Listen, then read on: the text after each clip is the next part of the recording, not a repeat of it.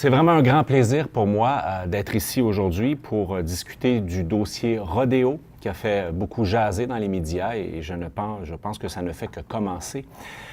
Parlant médias, je profite de l'occasion qui m'est donnée pour remercier deux personnes très spéciales qui forment à elles seules une véritable agence de presse, Patricia Bittard et Roxane Dubé, qui sont parmi nous et qui nous ont permis de gérer efficacement nos relations avec les médias. Alors, un grand merci à vous deux pour votre contribution exceptionnelle. Vous n'êtes pas sans savoir que le rayonnement médiatique d'une cause comme la nôtre est l'une des pièces maîtresses de la réussite. Heureux d'être ici, donc, pour échanger avec vous en compagnie de cette personne extraordinaire, Dr Konaboun, qui va vous présenter ses analyses vétérinaires dans quelques minutes. Vous comprendrez que moi, je ne suis que l'assiette. Lui, c'est le plat de résistance, un plat vegan, bien entendu. Alors, le point de départ de tout, c'est le cours d'éthique et de droit animalier que j'ai monté à la Faculté de droit de l'Université de Montréal pour la première fois l'an dernier. Je dois vous dire que j'ai un intérêt pour le droit animalier depuis très longtemps, mais pour justifier un cours de droit, il faut quand même un minimum de contenu juridique. Et disons qu'avant décembre 2015, cette exigence-là n'était pas rencontrée. Décembre 2015, point tournant, étape charnière, l'Assemblée nationale du Québec adopte à l'unanimité le projet de loi 54 qui introduit la loi sur le bien-être et la sécurité de l'animal, loi qu'on appelle communément loi BESA, et le nouvel article 898.1 du Code civil. Le ministre Paradis, qui a parrainé la loi BESA, déclare haut et fort que l'adoption de cette loi équivaut à un bond de 200 ans en avant en matière de bien-être animal. Et à la lecture de la nouvelle loi, on ne peut que lui donner raison. Fondamentalement, la loi BESA établit un nouveau paradigme social et juridique en redéfinissant l'animal. L'animal ne sera plus considéré comme un bien meuble, Maître Morello y a fait référence, on va devoir maintenant le concevoir comme un être doué de sensibilité, qui a des impératifs biologiques. Dans le respect de cette reconceptualisation fondamentale, la nouvelle loi interdit les abus ou mauvais traitements pouvant affecter la santé des êtres animaux. Et j'ai bien dit « pouvant ». Voyez l'élément de risque, l'élément de potentialité qui constitue le critère de la loi, ce que plusieurs ont de la difficulté à comprendre. Pour démontrer l'infraction, il n'est pas nécessaire qu'il y ait atteinte à la santé, il suffit de démontrer le risque d'atteinte. La loi interdit également les actions ou les omissions exposant les êtres animaux à de la détresse. Alors, ce sont là deux dispositions fondamentales de la loi BESA et on pourra discuter plus amplement tantôt des dispositions fondamentales que sont les articles 5 et 6 lors de l'échange qui suivra. Exception notoire cependant, les animaux d'élevage, d'expérimentation, d'enseignement et de recherche sont soustraits aux protections de la loi. On en déduit que le législateur considère ou estime que l'usage auquel ces êtres animaux sont destinés, usage dit nécessaire pour l'espèce humaine, justifie l'exclusion des protections, justifie l'exemption aux articles 5 et 6. Alors, sous cette réserve, sous cette exception, changement de paradigme, que nous dit l'évolution des connaissances, l'évolution des mœurs, à laquelle le législateur fait d'ailleurs lui-même écho dans le préambule de la loi BESA. Je pense que c'est important que je puisse vous lire deux des énoncés du préambule. On écrit que la condition animale est devenue une préoccupation sociétale et que l'espèce humaine a une responsabilité individuelle et collective de veiller au bien-être et à la sécurité des animaux. Bref, je pense qu'on peut facilement le constater, il y a un avant 2015 et un après 2015, un bond de 200 ans en avant, comme le disait le ministre Paradis.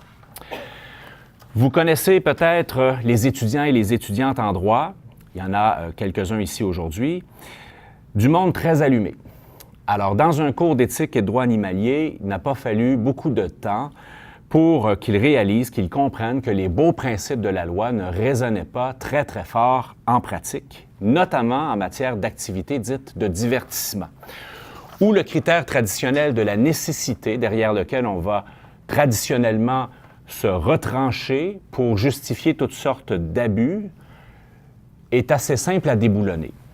Non seulement la nouvelle loi n'a pas semblé provoquer de remise en question d'événements récréatifs qui existaient bien avant 2015, mais, compte de l'ironie, de nouveaux événements ont vu le jour après décembre 2015, dont le fameux rodéo urbain du 375e anniversaire de Montréal. Les étudiantes et étudiantes en droit sont du monde non seulement très allumés, mais ils sont aussi très volontaires. Alors, quand je leur ai proposé, en mars 2017, un projet de droit appliqué qui prendrait la forme d'une demande d'injonction présentée à l'encontre du rodéo urbain de Montréal sur la base des nouvelles dispositions de la loi, il y a une vingtaine d'entre eux qui ont déclaré présents, qui ont embarqué spontanément dans le projet pour documenter le dossier bénévolement et sans crédit de cours. Je connais Michel et Marjorie, qui sont ici aujourd'hui, qui font partie de l'équipe. Je dois dire que leur contribution s'est avérée absolument remarquable. L'avenir du droit animalier est définitivement entre bonnes mains au Québec. Alors, voyons les étapes du processus une à une. La demande d'injonction est introduite le 24 mai devant la Cour supérieure par l'intermédiaire de Maître Marie-Claude Saint-Amand, qui a agi pro bono dans le dossier. Le rodéo urbain dont on demande l'annulation est prévu du 24 au 27 août dans le Vieux-Port de Montréal. La première journée d'interrogatoire hors cours est prévue le 10 juin. On peut facilement imaginer la pression que cette demande, que ce recours exerce sur les organisateurs de l'événement, et on peut penser que cette pression-là les a amenés à faire preuve d'ouverture en vue d'un règlement. Visiblement, et disons qu'on ne l'avait pas soupçonné, on a un très grand rapport de force. Alors pour nous, c'est l'occasion de déplacer le débat de la sphère judiciaire dans lequel il est circonscrit vers la sphère sociale et politique, et surtout, de l'élargir au-delà du seul rodéo de Montréal, sachant que c'est le Festival Western de Saint-Tite qui en est l'organisateur et qu'à Saint-Tite, on retrouve toutes les activités de rodéo, non seulement les activités de dressage de chevaux et de taureaux qui sont au programme à Montréal, mais aussi les activités de terrassement de bouvillons et de prise au lasso et ligotage de veaux. On profite donc du rapport de force dont on dispose pour négocier une transaction, établissant un protocole de collecte et d'analyse de données en 2 volets interreliés, transaction que le tribunal va homologuer le 16 juin, transaction qui aura donc, à partir de cette date, valeur d'un jugement de la Cour supérieure à part entière. Premier volet du protocole, j'obtiens un droit d'accès illimité aux installations et aux êtres animaux, non seulement à Montréal, mais également, et c'est fondamental, à Saint-Tite, où se trouve le vaisseau amiral. Et pour maximiser les observations, je me réserve la possibilité d'exercer mon droit par l'intermédiaire de 3 représentants qui vont pouvoir filmer toutes les épreuves de rodéo à partir de l'angle de leur choix. Conformément à la transaction, j'aurai ensuite à consigner les données et leur analyse dans un rapport qu'on nomme le rapport du demandeur, dans la transaction homologuée, dont les conclusions devront être soumises à un comité consultatif à être formé par le MAPAC, le ministère de l'Agriculture du Québec, qui est responsable de l'application de la loi BESA, et c'est l'objet du 2e volet du protocole. Le Festival Western de Saint-Tite consent à ma requête de présenter une demande conjointe au MAPAC pour obtenir la mise en place d'un comité paritaire sur la question des rodéos dans son ensemble. Alors ici encore, on veut viser large, sachant qu'il y a environ 150 rodéos par année au Québec qui sont organisés un peu partout sur le territoire de la province. La transaction homologuée par la Cour supérieure prévoit que ce comité sera formé de 3 membres représentant le droit animalier, qu'il me reviendra de désigner, 3 membres représentant, ou petit s de 3 représentants, 3 membres représentant l'industrie du rodéo qu'il reviendra à mes opposants de désigner et 2 représentants du MAPAC à être désignés par lui. Le mandat du comité comporte 3 items, je pense que c'est important que je vous les lise. D'abord, identifier les différentes normes de conduite en matière de bien-être et de sécurité de l'être animal applicables aux activités de rodéo qui se déroulent dans la province de Québec. Ensuite, évaluer la portée et la suffisance de ces normes-là, eu égard aux lois en vigueur, et principalement à la loi BESA, en se référant notamment à la littérature scientifique, publiés sur les rodéos et au rapport du demandeur. Vous comprendrez pourquoi je parle de rapport du demandeur dans le cadre de la revue scientifique. Et ensuite, faire les recommandations au ministère de l'Agriculture, des Pêcheries et de l'Alimentation du Québec qui jugera pertinente aux fins d'assurer le bien-être et la sécurité des êtres animaux au plus tard 1 an après sa création. Le MAPAC va accepter cette demande conjointe le 19 juillet 2017 et le comité consultatif va officiellement amorcer ses travaux le 15 août. À titre de représentant de droit ou du droit animalier, je désigne au comité consultatif Dr Josiane Arbour, qui est vétérinaire, le professeur Stephen Arnald, qui est ici présent dans la salle, professeur de sciences cognitives à l'UQAM et directeur de la revue scientifique Animal Sentience, et Maître Nicolas Morello, que vous connaissez tous. Chacune de ces personnes accepte de siéger bénévolement au comité, à titre personnel et non pas comme mandataire à mon profit. C'est là une nuance extrêmement importante que mes opposants n'ont pas l'air de vouloir saisir. Je suis totalement indépendant par rapport au comité. Les 3 personnes que j'y désigne sont totalement indépendantes par rapport à moi. Elles n'ont aucun compte à me rendre et je n'ai aucun compte à leur rendre, si ce n'est de leur fournir le rapport du demandeur, comme aux autres membres du comité, conformément à la transaction homologuée. J'ai d'ailleurs pris soin de préciser le statut de Dr Arbour, professeur Arnald et Maître Morello par une lettre formelle, tant au MAPAC qu'aux autres membres du comité et aux défendeurs. Mais comme on le verra tantôt, mes opposants continuent d'entretenir l'ambiguïté à ce sujet. Mes opposants qui se sont d'ailleurs eux-mêmes nommés sur le comité, du moins en ce qui concerne M. Pascal Lafrenière, le DG du Festival de Saint-Tite, M. Sylvain Bourgeois, président de Wild Time Productions, qui est un partenaire très étroit du Festival de Saint-Tite. Alors, M. Lafrenière, M. Bourgeois, qui siège au comité en compagnie du médecin vétérinaire qui travaille au Festival de Saint-Tite, c'est-à-dire Dr Pierre Tardif. Je reviens au premier volet du protocole. Mes 3 observateurs au rodéo de Montréal et de Saint-Tite ont capté 135 heures d'images. 135 heures d'images continues à partir de 3 angles différents des 20 rodéos qui s'y sont déroulés. Ce qui m'a permis de constituer une banque de données extrêmement riche, une banque de données unique au monde. À Saint-Tite, mes 3 observateurs étaient accompagnés d'un huissier de justice. On n'a pas pris de chance, histoire de leur permettre de faire leur travail le plus efficacement possible. Aux grandes dames du Festival Western de Saint-Tite, mes observateurs n'étaient pas des juniors ou des profanes. Steve Indy et Michael Koblinska de l'organisation Shark de Chicago, qui sont bénévolement venus à Montréal et à Saint-Tite. Shark est l'une des plus grandes organisations anti-rodéo des États-Unis. 3e observateur, mon voisin de gauche, le Dr Konabun, à qui j'ai pu remettre l'intégralité des bandes vidéo de 135 heures le 7 novembre pour qu'il en fasse l'analyse image par image, avec pour mandat d'identifier pour chacune des épreuves exécutées tous les risques auxquels ont été exposés les êtres animaux, qu'on parle de risques à leur santé physique ou à leur santé psychologique, que ces risques soient jugés mineurs ou majeurs, peu importe. Dr Konabun a consacré plus de 360 heures bénévoles à visionner les bandes, image par image. M'a remis ses analyses de 610 pages au mois de février. Analyses que j'ai consignées dans un rapport, le rapport du demandeur, comme le désigne la transaction, que vous retrouvez sur mon site Internet, qui est consultable donc sous l'onglet « Dossier Rodéo ». C'est ce rapport-là que j'ai rendu public en avril dernier. Ce que je pouvais faire en conformité avec la transaction homologuée, contrairement à ce qu'ont laissé entendre mes opposants qui ont parlé de fuite programmée et donc de mauvaise foi. Je rectifie le tir. La transaction m'obligeait à déposer préalablement le rapport au comité consultatif et aux autres parties, ce que j'ai fait le 22 février, et m'autorisait 30 jours plus tard à le rendre public, ce que j'ai fait le 4 avril suivant. Comme je lui dis, je suis totalement indépendant par rapport au comité, le comité parfaitement indépendant par rapport à moi. Les opposants ont peut-être de la difficulté à saisir cette nuance-là parce que, comme je l'ai mentionné tantôt, ils se sont eux-mêmes nommés sur le comité. Alors, en ce qui les concerne, il y a confusion des rôles.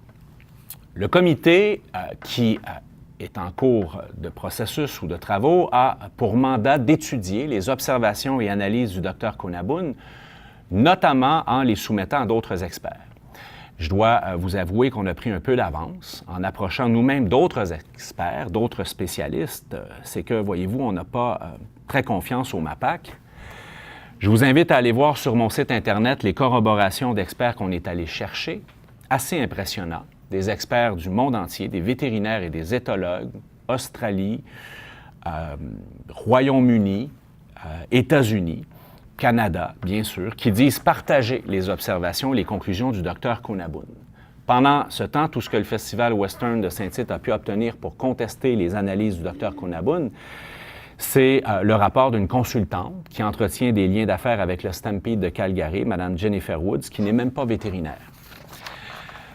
Après avoir pris connaissance de toutes les études ou analyses qu'il aura cru bon obtenir au terme de son mandat, il reviendra au comité consultatif de faire les recommandations au MAPAC qu'il jugera pertinentes aux fins d'assurer le bien-être et la sécurité des êtres animaux, au plus tard 1 an après sa création. 1 an après sa création, ça tombe au mois d'août prochain. Alors, que se passera-t-il après le dépôt du rapport du comité consultatif? Voici l'article 6 de la transaction homologuée par la Cour. Le Festival Western s'engage à ne pas intenter à l'encontre du demandeur, c'est-à-dire moi, de réclamation en dommages ou tout autre type de réclamation de quelque nature que ce soit, pour tout dommage ou autre cause d'action qui résulterait directement ou indirectement d'un recours déclaratoire ou en contrôle judiciaire entrepris par le demandeur relativement à la légalité de la tenue d'épreuves de rodéo et donne quittance complète et finale au demandeur à cette fin, et ce, sans admission de l'intérêt du demandeur pour intenter tel recours. Je pense que vous me voyez venir. En termes clairs, si, au bout du processus, le MAPAC ne fait rien, ne pose pas les actions qui s'imposent pour assurer le respect de la loi BESA, on va retourner devant le tribunal. Comme vous le constatez à l'article 6, j'ai réservé tous mes droits à cet égard dans la transaction. Nous sommes dans un état de droit, il y a un cadre de référence législative et ce n'est pas le MAPAC qui est l'ultime décideur, comme on l'entend souvent dans les médias, c'est le tribunal. Et dans ce contexte-là, une autre étape judiciaire est envisageable et on sera alors rendu à la 3e phase du plan de déploiement du DAC dont Maître Morello a parlé tantôt, ce qui risque de très bien tomber. Entre-temps, vu mon indépendance, j'estime être de mon devoir de partager toutes les données qui sont les miennes, de manière à ce que les choses soient sues et vues. D'abord parce que le droit animalier ne doit pas se discuter derrière les portes closes du MAPAC ou de toute autre instance ou comité. Je vous rappelle le préambule de la loi qui parle du bien-être animal en termes de considération sociétale et de responsabilité non seulement collective, mais individuelle. Et ensuite, parce que je suis un chercheur universitaire et que l'université ne me paie pas pour que je fasse de la recherche clandestine. J'aurais d'ailleurs refusé catégoriquement de signer toute entente de confidentialité. Sur cette note, je vous laisse avec le clip que j'ai diffusé le 4 avril dans les médias sur la base des faits saillants rapportés par le Dr Konaboun, clip qui a fait l'objet de plus de 275 000 visionnements. Des images très fortes, vous le constaterez par vous-même, qui, contrairement à ce qu'on a pu prétendre, ne sont absolument pas sorties de leur contexte. À vous d'en juger en vous appropriant le rapport de 600 pages du Dr Konaboun sur mon site Internet et en visionnant les autres vidéos faits saillants qui s'y trouvent et bien sûr en écoutant ce qu'il vous dira, ce que le Dr Konaboun vous dira dans quelques minutes.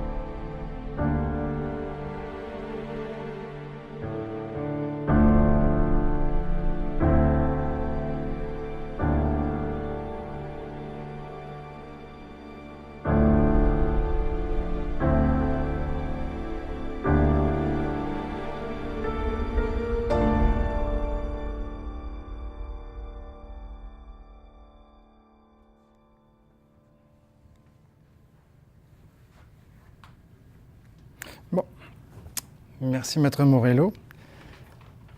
Donc, moi, j'ai fait plus le volet clinique donc, de cette investigation. Donc, le professeur Roy s'est penché sur l'aspect juridique des résultats de l'analyse.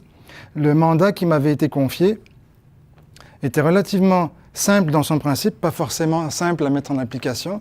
C'était de déterminer si les activités de rodéo représentent un risque. On parlait de la notion de risque initialement. Alors, qu'il y ait présence ou non de dommages, de blessures ou d'accidents, au minimum, le fait d'avoir un risque clairement identifié était suffisant pour montrer qu'il y avait une contravention à la loi. Donc, déterminer si les activités de rodéo représentent un risque d'affecter la sécurité et la santé, et donc, par le fait même, le bien-être des êtres animaux qui sont utilisés. Ensuite, analyser les différentes situations à risque qui ont été répertoriées. Et c'est important, indépendamment de la fréquence de survenue de ces risques, de ces situations, et indépendamment de la gravité du risque advenant des accidents. Donc, on va voir à la fin, en fait, en cours de présentation et dans la conclusion, que toutes les activités ne présentaient pas le même degré de risque, mais que toutes les activités étaient associées à différents degrés à un ou plusieurs types de risques. Puis finalement, advenant que le ou les risques se traduisaient par des accidents, des incidents, eh bien, c'était de catégoriser, rapporter les blessures et les signes cliniques qui pouvaient suggérer la présence donc de blessures. Les activités évaluées, toutes les activités ou la majorité des activités qui ont été présentées lors des rodéos de Montréal et de Saint-Tite, donc 20 rodéos au total, capture des veaux au lasso, terrassement des bouvillons, la monte des chevaux avec et sans selle, même chose pour les taureaux, monte des taureaux, et les épreuves de gymkhana, donc course de baril, échange de cavaliers et sauvetage de cavaliers. Donc c'était toutes ces activités-là. Puis il y a d'autres activités qui ont été présentées, mais qui étaient des versions un peu modifiées de ces activités de base. Ce qui est important de comprendre, c'est que la rédaction de l'analyse clinique, du rapport d'analyse clinique vétérinaire a été faite en visionnant, en fait, deux parties, en étant sur place, parce que j'étais sur place avec les deux investigateurs de Chicago, mais aussi en visionnant les, je ne sais plus combien d'heures, beaucoup d'heures de vidéos. Et ce qui est important, c'est que pour faire une évaluation fine, précise de ces vidéos, il a fallu les regarder pas seulement à vitesse normale, mais au ralenti.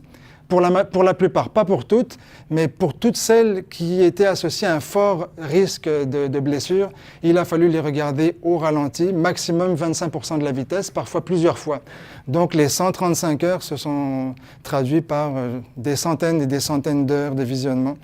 Et c'est important de regarder ces vidéos au ralenti, parce que même pour un œil extrêmement exercé, il y a des traumas, il y a des risques qui sont à peine perceptibles.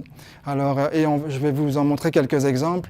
Vous savez, un traumatisme physique n'a pas besoin de se faire sur une longue durée pour causer vraiment des dommages importants.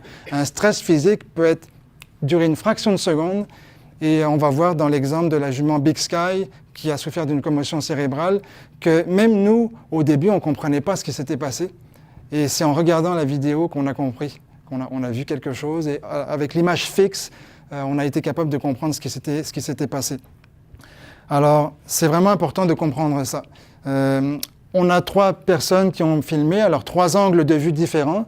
Alors, c'est possible que dans le rapport, il y ait des événements qui soient décrits 3 fois, mais sous des angles différents. Et parfois, un évaluateur voyait des choses cruciales que les 2 autres ne voyaient pas. Donc, ça fait beaucoup de vidéos et beaucoup d'heures à regarder, surtout si, comme je viens de le dire, il faut les regarder pas uniquement à vitesse normale, mais aussi au ralenti. Donc ça, c'était la partie filmer les activités dans l'arène, mais il y avait aussi un aspect important de l'évaluation, c'était l'évaluation dans les coulisses, et en particulier pour les catégories d'êtres animaux qui étaient exposés aux activités les plus susceptibles de causer les pires dommages. Donc les juvéniles, les jeunes, les bébés et les adolescents, si on peut dire, donc les veaux et les bouvillons. Donc pendant les épreuves de terrassement de bouvillons et de capture des veaux au lasso, l'un des évaluateurs se rendait en arrière pour filmer les êtres animaux à leur arrivée dans l'enclos. Donc une fois qu'ils étaient sortis de l'arène, pour voir comment ils se comportaient une fois qu'ils étaient à l'abri des regards. Donc on a aussi beaucoup de vidéos qui sont simplement de filmer les êtres animaux dans leur enclos et où on peut voir des fois des choses qu'on ne voit pas dans l'arène nécessairement. Pour éviter la confusion, il y a l'analyse clinique, le rapport d'analyse clinique vétérinaire, mais ce rapport, il est inclus dans un rapport plus large, qui est le rapport du demandeur, comme on l'a mentionné tout à l'heure, que professeur Roy vous a montré donc, sur sa page. Donc, ce rapport du demandeur comprend plusieurs documents, pas uniquement l'analyse clinique vétérinaire, notamment, chose importante, des corroborations d'experts, des commentaires d'experts internationaux, donc des vétérinaires, des éthologues qu'on a consultés un peu partout dans le monde, et d'autres éventuellement qui sont encore à venir, qu'on va consulter dans un futur plus ou moins proche, et des vidéos, pas toutes les vidéos parce que ça représente 2 térabytes de données, et parce que malheureusement, on a eu l'exigence de brouiller tous les visages et tous les noms des commanditaires, ce qui était possible pour un petit échantillon, mais pas possible pour 135 heures. Donc, mais en théorie, ces vidéos, le rapport, tout est public. Tout est censé être donc accessible au public. Donc, c'est important d'aller voir, c'est anglais et français, il y a une version anglaise, mais c'est important d'aller voir tous les documents et pas uniquement le rapport d'analyse clinique vétérinaire. Bon. La liste, je n'ai pas énormément de temps, donc pensez pas que je vais vous faire une liste exhaustive, une description exhaustive de tout ce qui a été vu et qui est consigné dans le rapport. Les gens de rodéo disent souvent « venez voir par vous-même pour juger ». Alors moi, je réponds « lisez par vous-même avant de juger ». Ce qui n'est en fait fait par probablement personne parmi les gens qui ont critiqué ce rapport. Dans le cas de capture des veaux au lasso, donc je vais commencer par les risques qui sont associés à des traumatismes physiques, donc les risques de blessures par traumatisme physique, mécanique, mais il y a aussi la composante psychologique qu'il ne faut pas négliger, on en parlera un peu à la fin. Donc dans le cas de la capture des veaux au lasso, le principe de la capture, c'est de faire courir un veau qui en général il pèse une centaine de kilogrammes et il court à plusieurs mètres par seconde et ils se font attraper par un lasso qui se place soit au niveau de la gorge, dans la plupart des cas, mais qui peut se placer à d'autres endroits du corps et causer aussi des risques importants de blessures. Ces veaux courent à pleine vitesse, donc calculer 100 kg fois 10 mètres par seconde, ça vous donne une énergie cinétique qui est quand même non négligeable et ça vous donne une idée de la pression que doit exercer la corde pour faire stopper le veau. Et souvent, le veau est stoppé net et la tension est tellement forte que le veau va virevolter dans les airs au point, comme on l'a vu tout à l'heure, de retomber. Soulever un veau de 100 kg, ça prend quand même une bonne pression. Et à cela s'ajoute la vitesse donc, qui augmente finalement la pression à exercer. Donc fréquemment, ces veaux retombaient violemment, ils ne retombaient pas toujours sur leurs pattes, ils retombaient violemment au sol. Alors il pouvait y avoir des traumas, des chocs au niveau du thorax, des chocs au niveau de la tête aussi, quand l'impact se faisait au niveau de la tête. Alors ça se traduit par... c'est malheureux qu'on soit obligé de prouver de manière scientifique que se faire stranguler à haute vitesse, ça peut causer des dommages. Donc, mais malheureusement, on est obligé de le faire. Donc, il y a toutes sortes de structures au niveau cervical. Le larynx, c'est du cartilage, la trachée. Vous avez des nerfs qui passent le long du cou, des vaisseaux sanguins, et vous avez des vertèbres aussi, des vertèbres cervicales qui contiennent une structure qu'on appelle la moelle épinière. Alors, il y a plein de structures qui peuvent être endommagées lorsque vous faites stranguler à haute vitesse avec une telle force, une telle pression. Alors, un autre exemple de veaux qui... En théorie, si je me souviens bien des normes, ils ne sont pas censés soulever les pattes du sol, mais ça arrivait très souvent. Mais sans même soulever les pattes, la pression et le dommage mécanique causé par la corde est suffisant, mais souvent les veaux virevoltaient, soit se retournaient, ou se retournaient horizontalement ou verticalement, retombaient sur le dos. Donc un risque très élevé. On n'a pas fait des analyses histologiques, nécropsies pour les veaux qui n'ont pas survécu nécessairement. On n'a pas eu la possibilité de faire un suivi, mais j'ai eu de manière non officielle des témoignage d'un ancien monteur de taureau qui m'a parlé, ça c'est non officiel, mais qui m'a parlé de veaux qui décédaient, de coups brisés après les... Donc, j'ai pas de mal à le croire, considérant ce que je vois comme type de traumatisme au niveau des vertèbres cervicales. C'est très probable, mais c'est juste les lésions laryngées, trachéales. Regardez la déformation du cou sur ce veau. Comment peut-on nier, sans même dire qu'il y a une blessure, mais nier la possibilité, le risque de blessure. Je pense que ça va contre le bon sens médical de base et l'éthique et éventuellement professionnelle aussi. Donc, comme je disais, risque important au niveau des structures cervicales, tissu mou, tissu dur. Le choc n'était pas uniquement au niveau du cou, mais on l'a vu dans la vidéo, parfois les veaux retombaient de manière violente au sol. Ça a beau être du sable, ça peut quand même faire un impact. Alors au niveau du thorax, mais aussi au niveau du cou. Alors il pouvait y avoir des dommages intrathoraciques, intracrâniens. J'ai eu une commotion cérébrale en tombant sur un tapis de compétition, puis j'avais aucun signe. Pourtant, j'ai fini aux soins intensifs avec un CT scan cérébral.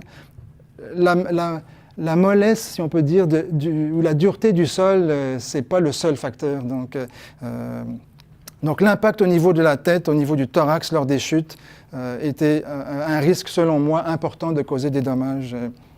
Si vous êtes déjà tombé de votre propre hauteur sur le dos, si vous avez la glotte qui est fermée, la pression intrathoracique va augmenter. Vous pouvez avoir des lésions alvéolaires, et vous avez le souffle coupé. Donc la pression intrathoracique augmente de manière brutale.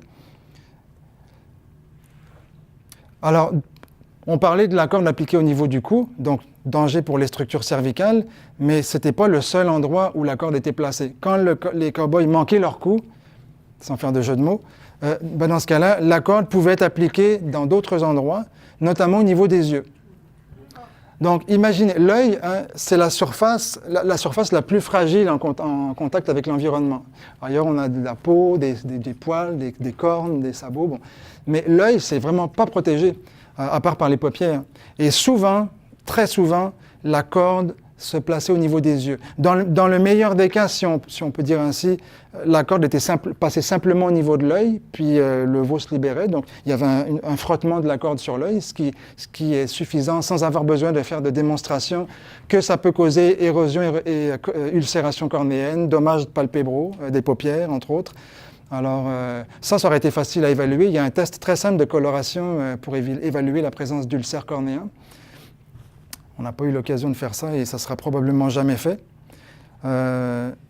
Donc, dans certains cas, ça ne faisait que frotter, mais dans d'autres cas, et c'est là que c'est particulièrement problématique, dans d'autres cas, ce qu'on a vu tout à l'heure, le veau qui virevolte avec la pression énorme qui doit être appliquée au niveau cervical pour le soulever alors qu'il fait 100 kg et qu'il court à plusieurs mètres par seconde, imaginez la même pression, mais sur les yeux. Souvent, c'est arrivé.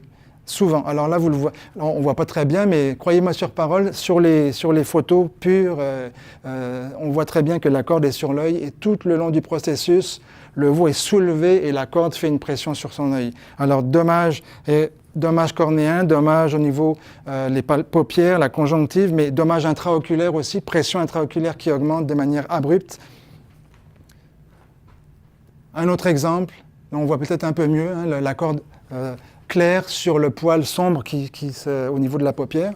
Alors, même chose, veau stoppé net en pleine course avec une tension énorme sur des structures très fragiles.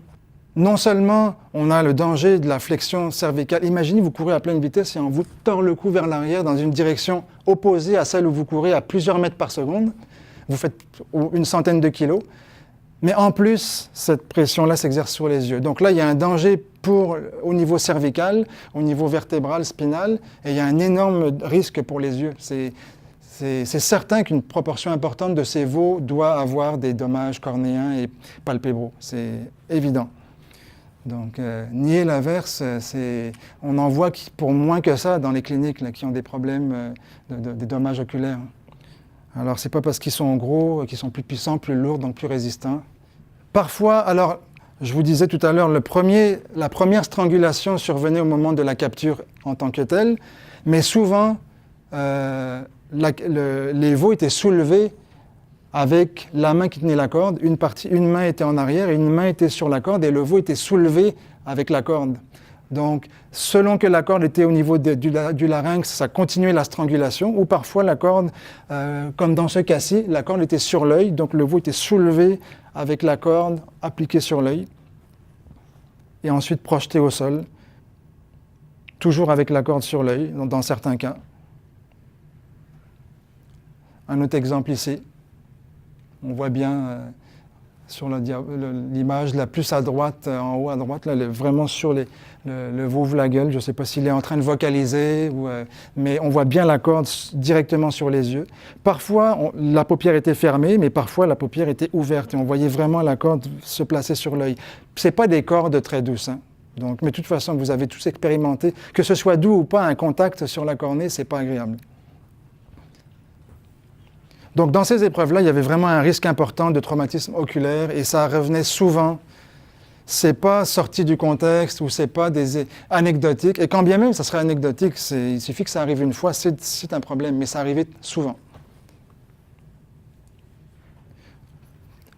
Parfois, la corde restait, même pendant tout le processus de projection, de ligotage, la corde restait au niveau des yeux. Donc ça, c'est un autre exemple.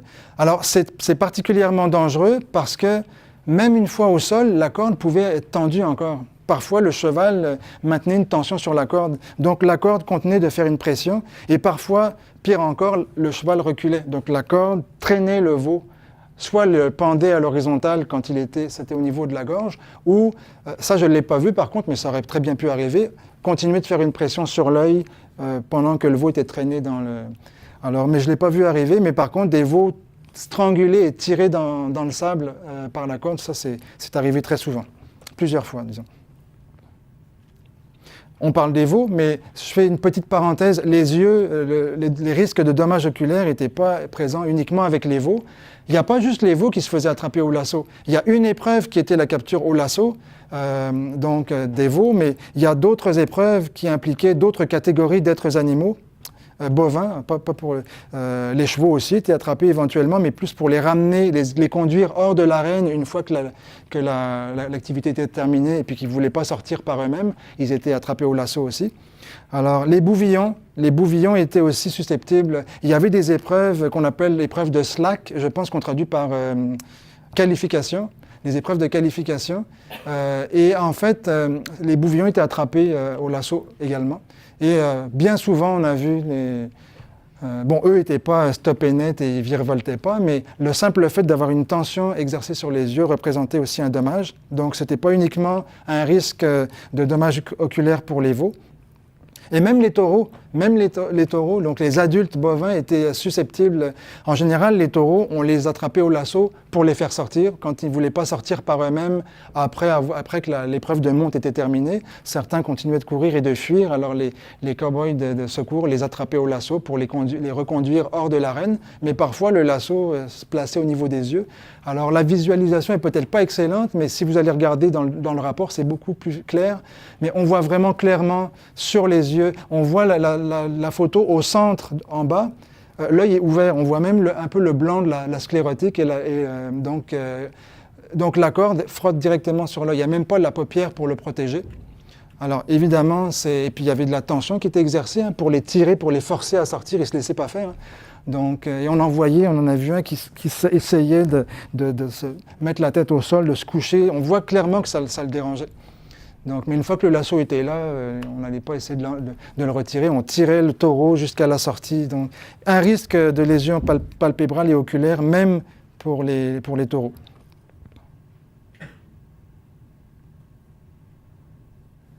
Bon, la corde pouvait se placer au niveau de la tête, du cou, des yeux, mais il y a d'autres structures du corps qui étaient parfois attrapées, notamment les pattes. Alors ça, c'était un risque aussi. Le veau court à pleine vitesse, vous l'attrapez par les pattes, vous avez une hyperextension. L'hyperextension par arrêt net à haute vitesse de une ou des deux pattes est un risque aussi d'étirement de blessure coxo-fémorale, donc au niveau de la hanche, étirement donc musculaire, nerveux aussi. Alors ça aussi, ça arrivait assez souvent.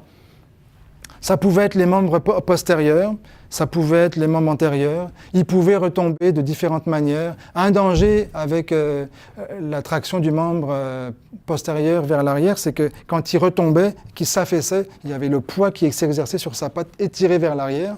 Donc ça aussi, c'était un risque de blessure par hyperextension. Alors, un autre exemple, je pourrais en donner beaucoup comme ça, mais on parle des membres postérieurs, mais les membres antérieurs aussi étaient affectés.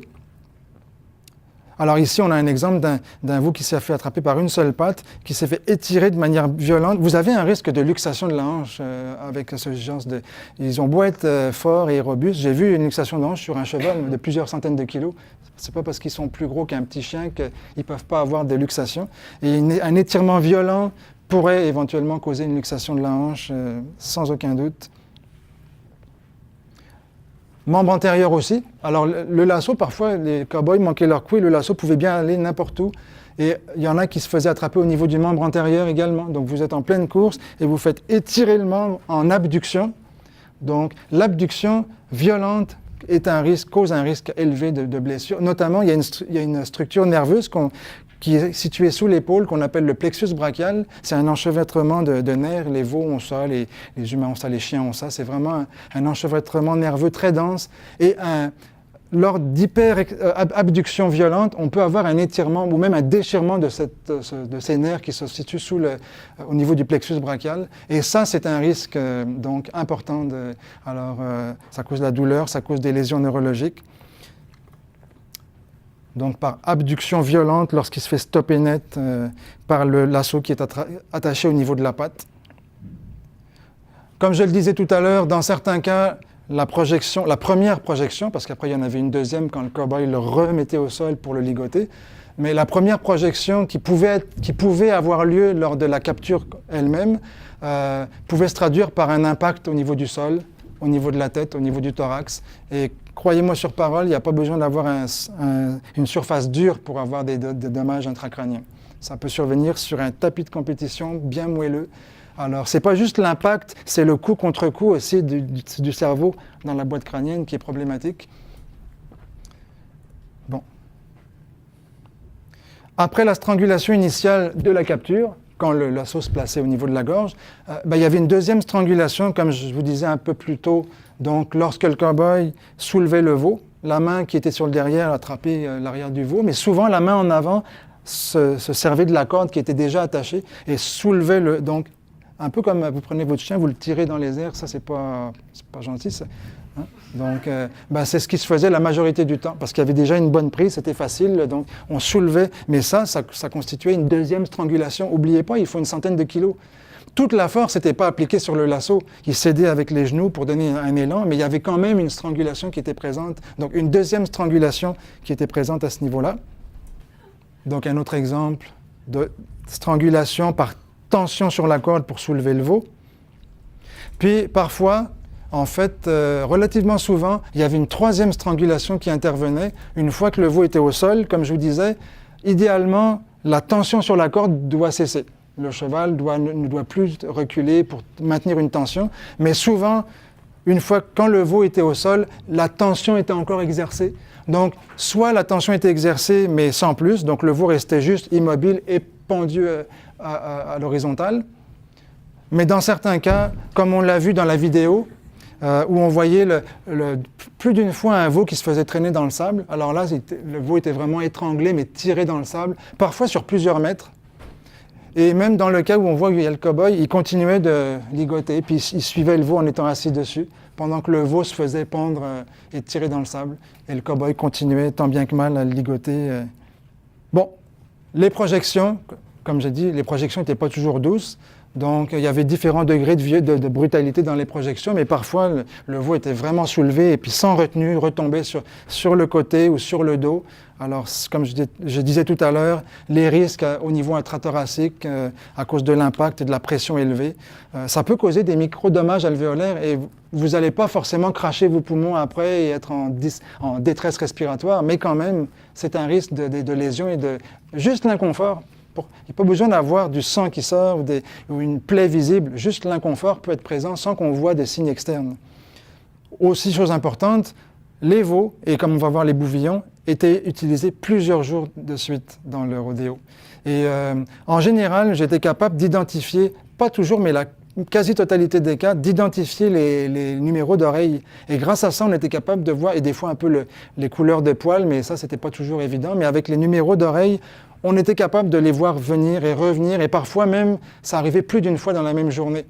Donc, ces veaux-là subissaient le même type de trauma plusieurs fois dans la semaine ou les 10 jours de rodéo, et parfois plus d'une fois par jour.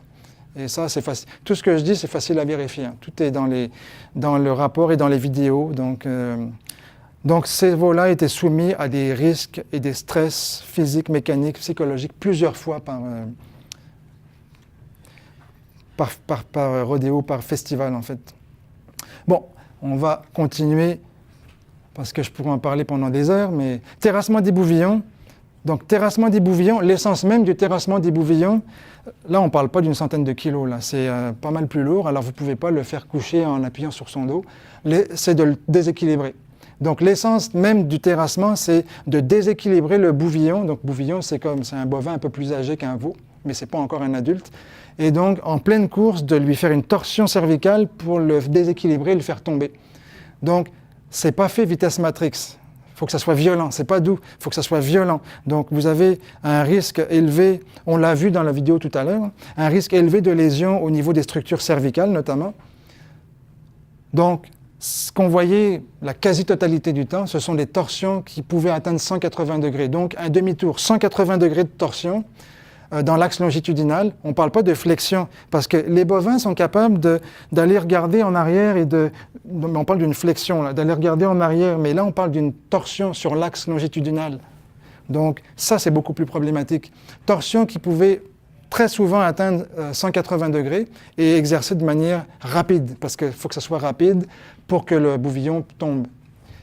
Donc, et le cow-boy, ils ne sont pas assez forts. Si on fait ça sur un bouvillon qui est debout et qui ne bouge pas, ce n'est pas assez fort. Il faut qu'il profite de l'élan et du déséquilibre. Donc, il fallait que ça soit rapide. On a vu des patients, en tout cas j'ai vu des patients passer en IRM pour beaucoup moins que ça. Hein. Donc, il n'y a pas grand être animal qui pourrait, à part un hibou, les hiboux peut-être, ils font des tours. Mais là, on ne parle pas de hibou. Alors, donc il y a un risque indubitable de blessures ou juste de dommages, de douleurs par lésions articulaires au niveau intervertébral. Mais on a besoin vraiment, il faut qu'on le démontre pour que ça soit accepté comme une preuve. Mais ça, c'est une preuve selon moi clinique. Vous savez, poser un diagnostic, ça peut se faire dans beaucoup de cas avec simplement les signes cliniques ou simplement finalement la présentation clinique du patient. Là, on n'a pas nécessairement besoin de faire des tests élaborés. Donc là, on n'avait pas de diagnostic de lésion neurologique, mais on avait une forte suspicion donc, de risque que ce dommage survienne. Plusieurs exemples de torsion de cou. Comme j'ai dit tout à l'heure pour les veaux, les bouvillons aussi revenaient à plusieurs reprises durant le festival. Donc là, je fais allusion au festival parce qu'au Rodéo de Montréal, il n'y avait pas les bouvillons et ni les veaux. Mais au festival, donc pas à Montréal, mais à Saint-Tite, ils revenaient plusieurs fois durant le festival et plusieurs fois le même jour, au moins 2 fois. Et je pense que j'en ai vu passer 3, mais minimum 2 dans certains cas. Alors, ils subissaient la même chose, la même torsion à répétition. Dans le cas, alors là je reparle des bouvillons, ils étaient aussi utilisés dans les épreuves de slack ou j'oublie encore le terme, les qualifications. Et dans ce cas-là, ce n'était pas la torsion du cou, mais c'était simplement l'attraper au lasso des bouvillons, dans cette catégorie particulière, les slack ou qualifications. Donc ils étaient attrapés au lasso et comme j'ai montré tout à l'heure, dans certains cas, le lasso passait sur les yeux également. Si on passe aux épreuves de dressage, donc la monte des chevaux, avec ou sans selle, ou la monte des taureaux également. Là, on pourrait penser, ce sont des grosses bêtes, comme certains disent, ils sont gros, ils sont forts, donc peu de risque de blessure, mais justement, le problème, c'est qu'ils sont lourds. Et le risque est associé à leur poids.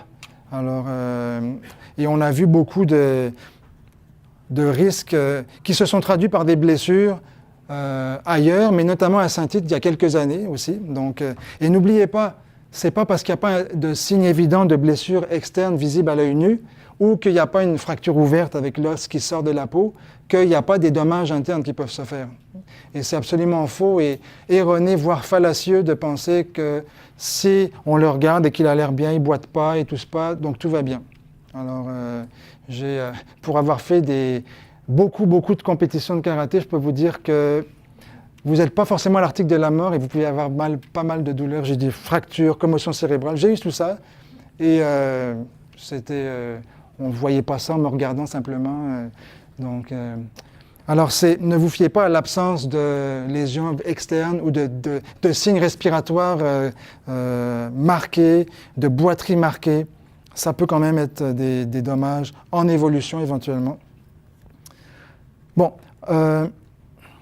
donc comme je disais, les ruades, c'est pas toujours coordonné, hein. C'est vraiment faux et on le voit vraiment bien sur les vidéos et sur des vidéos de rodéos qui se sont faits ailleurs. Les ruades ne sont pas toujours coordonnées et les chevaux et taureaux qui ruent n'ont pas nécessairement toujours une bonne conscience et perception de leur environnement. Quand on voit à quel point ils manquent de foncer dans les barrières ou parfois ils foncent carrément dedans. Et les ruades désordonnées se traduisaient par des chutes parfois, comme ici, ça c'est à Montréal. Alors, il y a un risque, hein, un cheval de plusieurs centaines de kilos qui tombe, il y a un risque de blessure, notamment dans le cas où la tête passe en premier. Vous voyez, il est quasiment rendu la tête en hyperflexion. Ça, c'est un risque majeur pour le crâne et au niveau cervical, mais aussi au niveau des pattes. Donc, il suffit qu'il tombe de la mauvaise manière. Dans un autre contexte, dans un contexte médical, étant donné que je suis anesthésiologiste, j'ai anesthésié des chevaux qui pèsent jusqu'à 1 tonne, les chevaux de trait. Puis, ça ne prend pas une chute violente hein, pour briser une patte, hein, même s'ils sont beaucoup plus lourds. Donc, j'ai déjà été témoin indirectement de fractures sur des chevaux qui se levaient de l'anesthésie, qui n'étaient pas coordonnées. C'est arrivé très rarement, mais c'est arrivé. Et ça ne prend pas une chute violente. Donc, ils sont très lourds et il suffit que la patte ne soit pas bien angulée au moment où la pression s'exerce dessus, puis ça peut casser. Il a beau être... alors, un cheval de 600 kg pèse 10 fois plus qu'un chien de 60 kg, mais la résistance de son squelette n'est pas 10 fois plus élevée aux pressions exercées. Ce n'est pas linéaire, ce n'est pas nécessairement corrélé de manière linéaire. Donc, ils peuvent se briser des choses et éventuellement, donc, il ne faut pas penser que parce qu'ils sont plus gros, plus lourds, plus puissants, ils sont plus protégés. Et justement, ils sont plus lourds. C'est ça le danger. Donc, des cas de chute, là, il s'est relevé, évidemment. Donc, puisqu'il s'est relevé, tout va bien. Mais malheureusement, non, ce n'est pas le cas. Le cowboy, par contre, ne s'est pas relevé, lui. Ça, c'est celui qui est parti en civière. Ça, c'était à Montréal. Donc, regardez, là, c'est statique. Mais imaginez plusieurs centaines de kilos qui tombent avec la patte, pas d'aplomb, mais dans un angle. C'est pas fait pour être dans un angle. La force exercée, elle n'est pas dans l'axe le plus fort de l'os. Donc, ça peut casser. C'est indubitable. Bon, par chance, on n'a pas vu, au moins à ce festival-là, de fractures. Mais il y en a déjà eu. À Saint-Tite aussi. Ça a été publié dans les journaux il y a quelques années. Un cheval, justement, de monte qui s'est fait une fracture. Bon, il a été euthanasié sur place. Mais ça peut arriver. C'est un risque vraiment réel. Parfois, c'est juste une patte qui entre en contact avec le sol. Donc, c'est le saut, la vélocité de la redescente sur 2, voire une patte qui est mal alignée ou qui est en rotation. C'est vraiment un risque important. Donc, ceux qui font de l'orthopédie, ceux qui se spécialisent en boiterie équine, c'est le genre de lésion qui peut causer de la boiterie et qui peut nécessiter des traitements sans aller jusqu'à des fractures nécessairement. Collision. On n'a pas vu chez le cheval de collision, mais on a vu des presque collisions. On a vu des chevaux qui passaient à un cheveu des barrières. Alors, par contre, l'année dernière, aux États-Unis, je ne sais plus quel rodéo, il y a un cheval qui a foncé dans une barrière. On dit qu'il ne faut pas prendre les exemples qui se font ailleurs parce que ce n'est pas la même chose. Bon. Il y a des normes que les organisateurs et les cow-boys peuvent respecter, mais les êtres animaux, ils ne lisent pas les normes. Donc, ils vont sauter de la même manière. Et dans les accidents qu'on voit dans les vidéos qui circulent, ils sautent comme ils sautent ici. C'est la même chose. Et le cas du cheval dont je parle, le pire, c'est que c'était des beaux petits sauts bien coordonnés. Ils sautaient vraiment de manière totalement, pas anarchique et frénétique. C'était des beaux petits sauts coordonnés. Puis à un moment donné, il approche de la barrière et puis on dit il va arrêter. Mais non, il fonce dedans. Il fonce dans la barrière et il s'effondre automatiquement. Alors ça, on l'a vu dans ces épreuves-là, mais on l'a vu aussi dans les épreuves de Gymkhana. Donc celui-là, lui, je pense, à mon avis, il a touché. Là. Et puis vous voyez, il tourne la tête Mais s'il était resté de face, il aurait percuté. Et puis le cow-boy, il est quasiment rentré dans le coussin. Donc il y a vraiment un risque aussi au niveau des collisions avec les obstacles, notamment les barrières, qui se sont traduits ailleurs, mais ça aurait pu être le cas ici, par des dommages. Le cheval qui s'effondre et je pense même pas qu'il a survécu. Donc un autre risque, des ruades chaotiques. Une autre chose qu'on observait aussi, et ça a été la cause de l'accident le plus spectaculaire de Saint-Tite, mais qui a été déjà observé ailleurs, c'est que dans le cas des chevaux de monte avec selle, une fois que le cow-boy était éjecté, il y a une espèce de corde qui pendait. La corde à laquelle se tient le cow-boy, il n'y en a pas avec les épreuves sans selle. Les épreuves sans selle, il y a une espèce de carcan avec une poignée, mais les épreuves avec selle, ils ont une espèce de corde sur laquelle ils se tiennent, mais une fois qu'ils sont éjectés, la corde pend au sol. Et le risque, c'est que le cheval piétine sur la corde. Si votre chien il court, il la laisse et pend au sol, il va marcher dessus, c'est pas bien grave.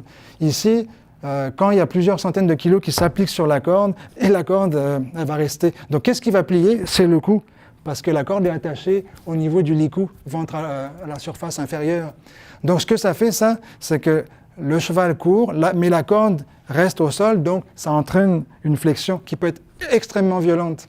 Donc je l'ai fait une fois pour le test, puis j'ai vu des étoiles. Donc c'est comme un coup du lapin, comme un whiplash effect, un coup du lapin, mais par flexion marquée. Donc on voit beaucoup ça en humaine, mais vers l'arrière, les gens qui se font emboutir en arrière de leur voiture, ils peuvent avoir des dommages cervicaux, de la douleur aussi pendant des années.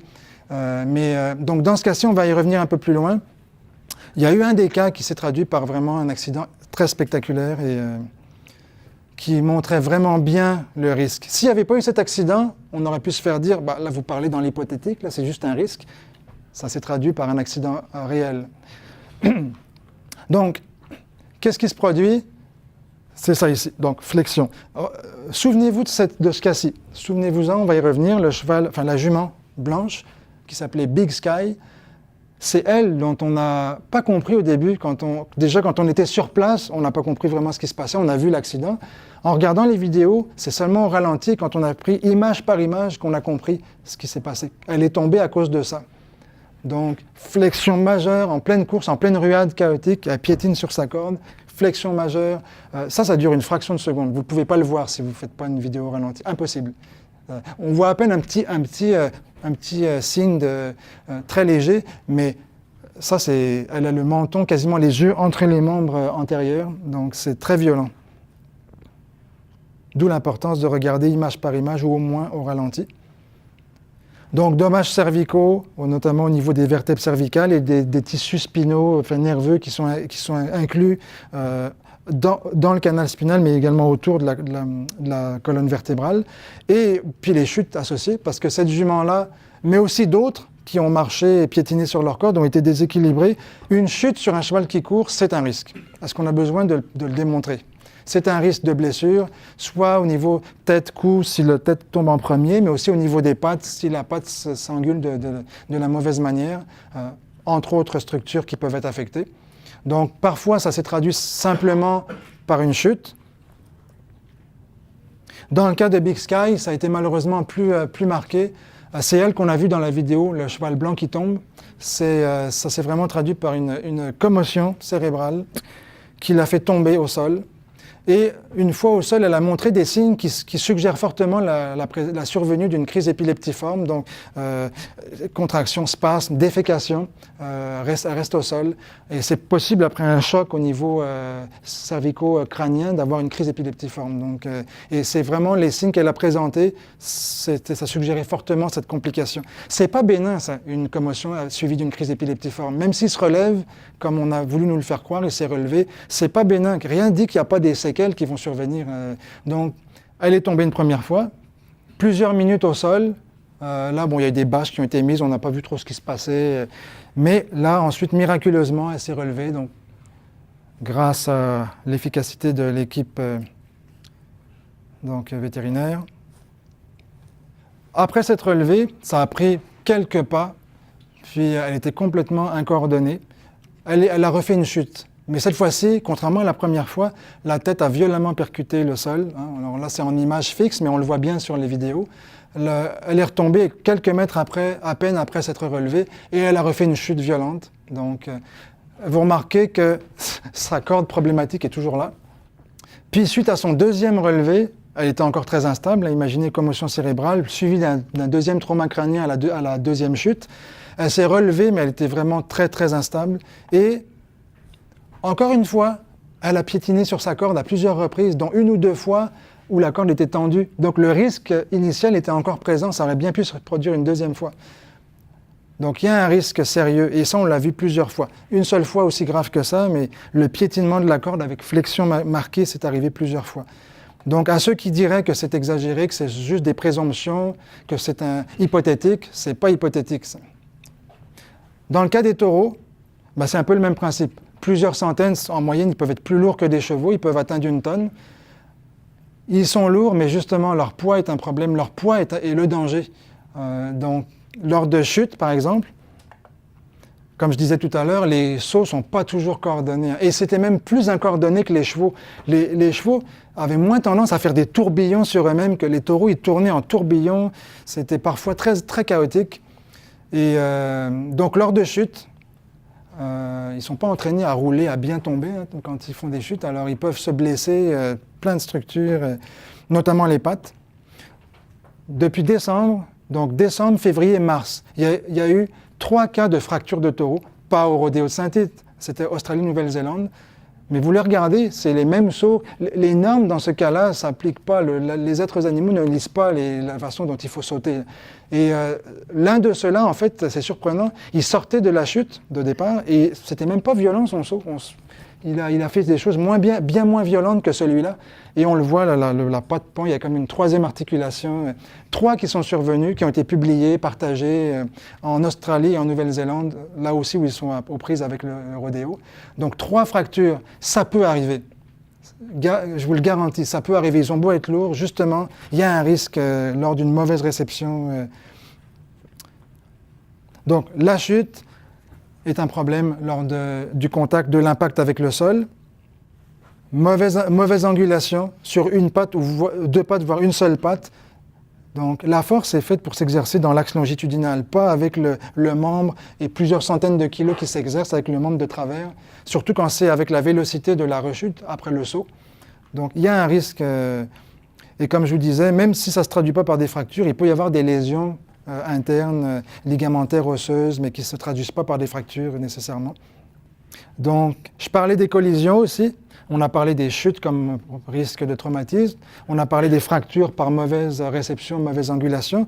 Puis les collisions, même chose que pour les chevaux. Des risques de collision qui étaient non négligeables. Dans certains cas, ce taureau-là, je me souviens, il a commencé à ruer et à tourner. Il était à peine sorti de la chute. Donc, il passait sans arrêt proche de la barrière.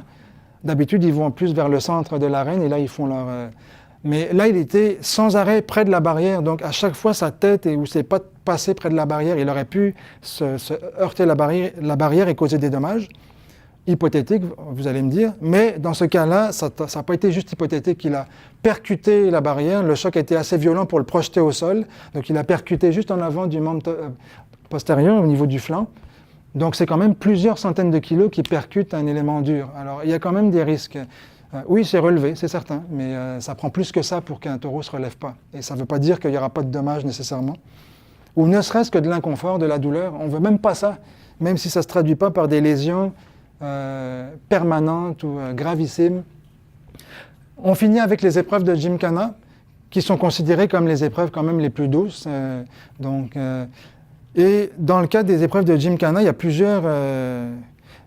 risque, mais le principal risque dans les épreuves de Gymkhana, si on parle course de baril, les échanges de cavaliers, le sauvetage de cavaliers, où ils tournent en cercle, le principal risque, c'est la vitesse et les angles de virage très serrés. La majorité des risques survenaient à ces zones-là. C'est que tout est chronométré dans les épreuves de rodéo. Ça contribue aussi à la violence, par exemple, dans le cas des veaux, des bouvillons. Tout est chronométré, il faut que ça aille vite. On ne prend pas nécessairement des gants pour faire les manipulations. Dans le cas des épreuves de Gymkhana, c'est chronométré aussi. Donc, il faut aller vite. En ligne droite, ça ne pose pas trop de problèmes, mais dans les virages, il y a un problème sérieux de chute, et on en a vu plus d'une fois. Des chutes ou des trébuchements qui étaient associés à des positions ultra dangereuses, notamment pour les membres, surtout les membres postérieurs. Donc, dans les courses de baril, un des risques, c'était les collisions avec les barils, évidemment. Ça représente un obstacle. Donc, ça arrivait souvent que les virages qui étaient serrés et un peu trop proches des barils se traduisent par une collision. Donc, il y avait le risque de la collision elle-même avec le baril, mais les bouts, on nous a dit, les rebords ne sont pas émoussés, ne sont pas tranchants, mais quand même... Mais un autre risque qui était peut-être encore plus important, c'est que le baril, une fois qu'il est renversé, il représente un obstacle et des fois, ça se mettait dans les pattes des chevaux et ça pouvait causer des chutes aussi. Comme ici.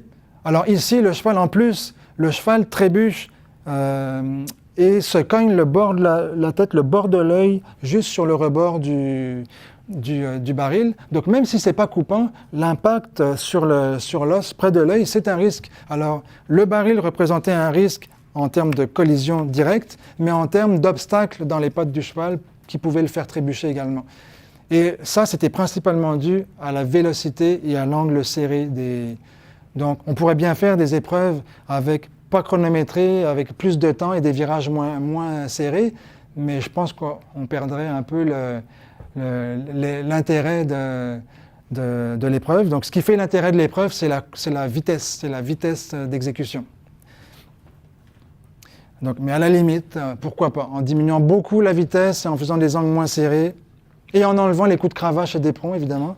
Ça, j'en ai même pas parlé parce que c'est d'une évidence, pas d'éperon, pas de cravache, mais parce qu'il y en a qui faisaient ça de manière comme des forcenés, hein. C'était pas toujours très doux. Dans certains cas, c'était assez léger, mais dans certains cas, c'était vraiment vigoureux. Dans le cas des courses de baril aussi, comme je disais, ils courent vite. En ligne droite, c'est correct, mais quand ils font les angles, parfois, il y en a qui manquent leur virage. Puis lui, ce cheval-là, il a failli... Vous voyez qu'à un moment donné, il se calme pour éviter de rentrer dedans, mais s'il ne fait pas ça, il fonce tête première dans la barrière. Donc, un autre risque de collision qui est vraiment dû au fait, celui-là, il y en a quelques-uns comme ça qui ont manqué leur virage, dû au fait que ça va trop vite et l'angle est trop serré. Donc, laisse pas beaucoup le temps de faire le virage. Le baril est très proche de la barrière là-bas. Bon, après, c'est une question d'habileté des cavaliers aussi, mais peu importe la cause, il y a un risque qui est réel.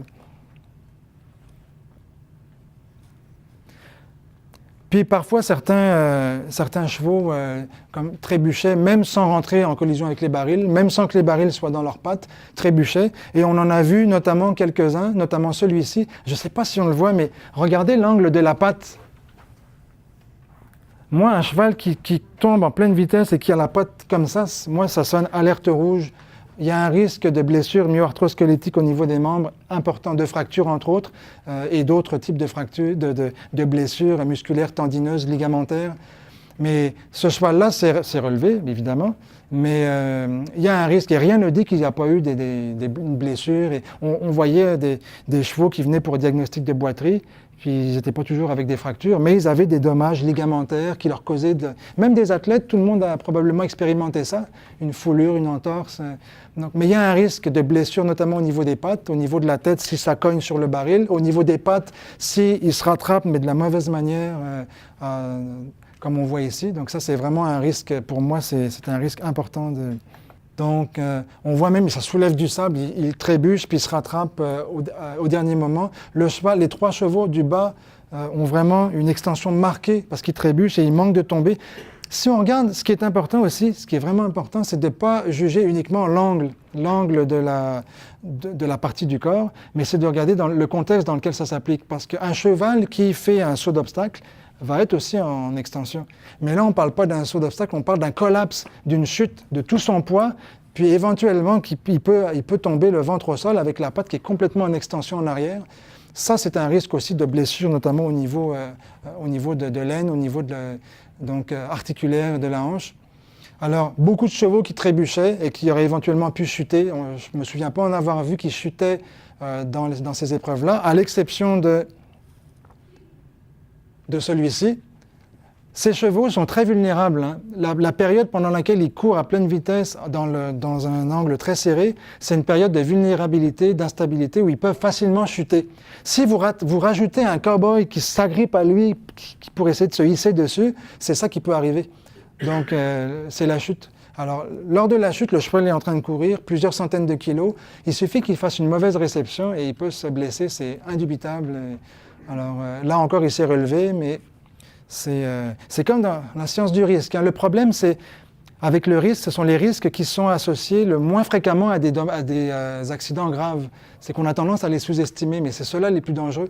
Donc, c'est important de considérer qu'il y a un risque important d'accident grave, mais il y a probablement beaucoup de blessures moins graves qui sont présentes. Si on pouvait scanner tous les êtres animaux à la loupe, on verrait beaucoup de dommages, de contusions de toutes sortes.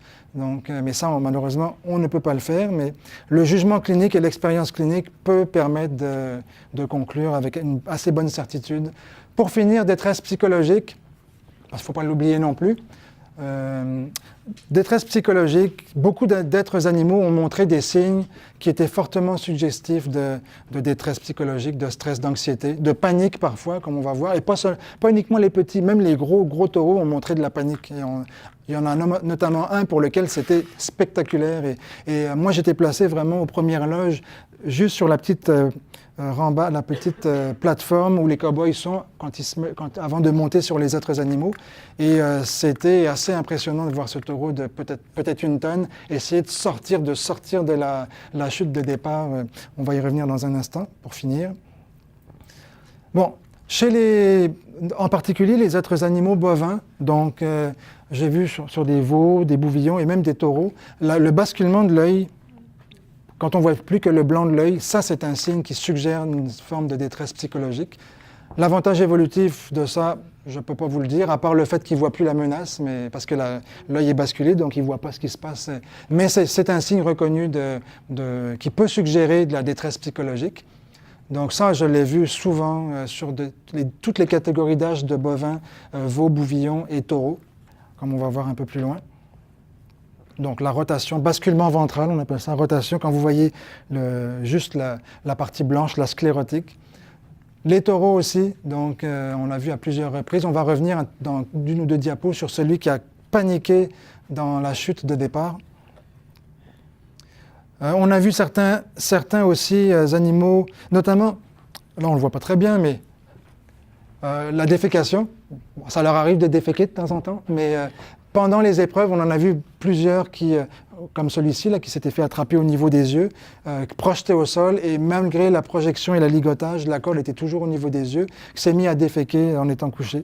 Ça pourrait suggérer aussi une forme de stress. On voit ça chez différentes espèces aussi, hein, donc les effets nerveux autonomes du stress sur le système digestif. Ça peut être d'autres choses aussi, c'est certain. Mais dans ce contexte-là, il y a fort à parier que c'était la détresse psychologique.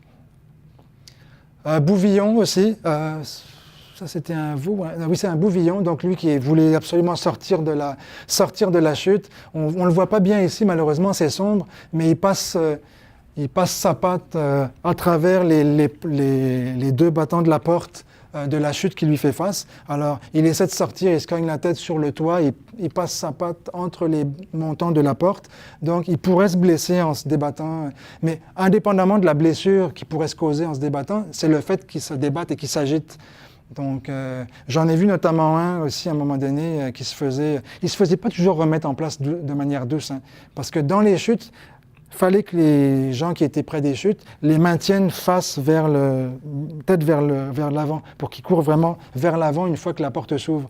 Puis à chaque fois que les animaux regardaient un peu à droite à gauche, il y en a qui les remettaient à l'ordre, mais c'était pas toujours très doux. Et ça, on le voit sur les vidéos. J'en ai même vu un qui donnait une claque sur le veau pour qu'il reste la tête vers l'avant. Donc, mais il y en a qui paniquaient comme ici. Ça, c'est un bouvillon. Mais les chevaux aussi l'ont fait. Ça, c'était impressionnant, ça paraît pas. Dites-vous que ce sont des images fixes. Regardez les vidéos. C'est très dur, hein. Il y a certains accidents ou certains événements qui, dans le rapport, vous allez voir, elles ne sont pas associées à des photos parce que c'était trop dur à capturer. C'était trop dur à capturer l'essence, le danger, le mouvement. Mais on devine qu'il se cabre, il redescend, il se recabre, il ne tolère pas du tout la manipulation des cow-boys. Donc, mais c'est beaucoup plus visible et impressionnant avec les vidéos, et ça l'était encore plus en étant à 1 mètre de lui. Un autre exemple, ici, donc là on voit, parfois ils allaient jusqu'à se coucher, puis se remettaient debout, ils se cabraient. Donc, de toute évidence, son expérience d'athlète, il ne l'appréciait pas beaucoup à ce moment-là. Ça a été aussi quelque chose qu'on a vu chez les taureaux. Donc ce taureau-là en particulier, il a paniqué pendant plusieurs minutes, alors qu'il me semblait avoir lu qu'on était censé, après un court laps de temps, si l'être animal ne tolérait pas, qu'on le laissait. C'est pas ce qui s'est fait pendant plusieurs minutes. Ils ont essayé de l'arnacher, de lui mettre, de le manipuler, de lui installer son équipement, de monter dessus. Et il ne tolérait vraiment pas, mais il paniquait. Il a essayé de sortir, de sauter de la chute. C'est vraiment impressionnant. J'étais juste ici, là. Puis il y a quelqu'un ici qui essayait de le contrôler. Il voulait vraiment sortir, il ne voulait pas rester dans la chute. Et malgré tout, pendant plusieurs minutes, les cow-boys se sont acharnés à essayer de l'équiper. Puis à un moment donné, ils l'ont laissé dans la chute parce qu'ils voyaient qu'ils ne pouvaient rien faire avec. Ce taureau est passé le 13 septembre.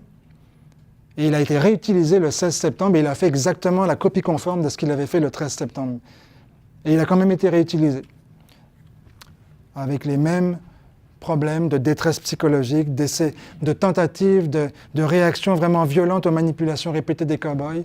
Il s'est aussi blessé, au moins au niveau de la face, parce que c'est ça qu'on voyait, parce qu'il donnait des coups, puis quand il se cabrait, quand il retombait, parce que c'est pas très long, hein, donc un taureau de cette taille-là, la queue, le derrière touche en arrière et la tête touche presque en avant, puis il s'est frotté. Donc là, on voit moins bien, mais sur les photos et la vidéo, ça se voit mieux. Donc il saignait du nez à un moment donné, la première fois, et la deuxième fois, on voit un peu, pas très évident, mais c'est rouge ici, il saignait de la lèvre aussi, à force de se frotter, de se cogner la tête sur la partie avant de la chute de départ.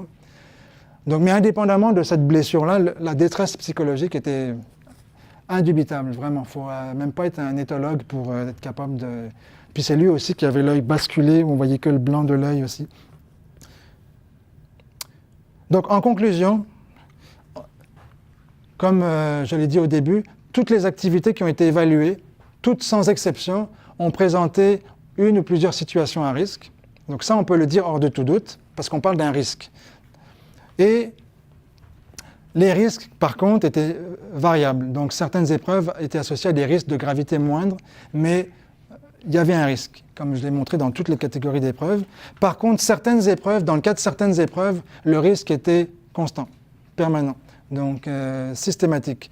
Donc toutes les activités représentaient des risques de degrés variables, de fréquences variables, mais ça, dans certains cas, c'était un risque élevé et permanent.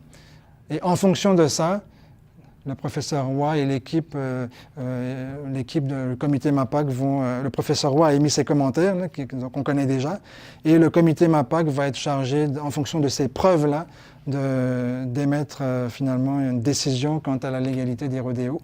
Et on a l'intention aussi de contacter d'autres experts, en plus de ceux qui ont déjà été contactés, d'autres experts pour avoir finalement d'autres corroborations éventuellement.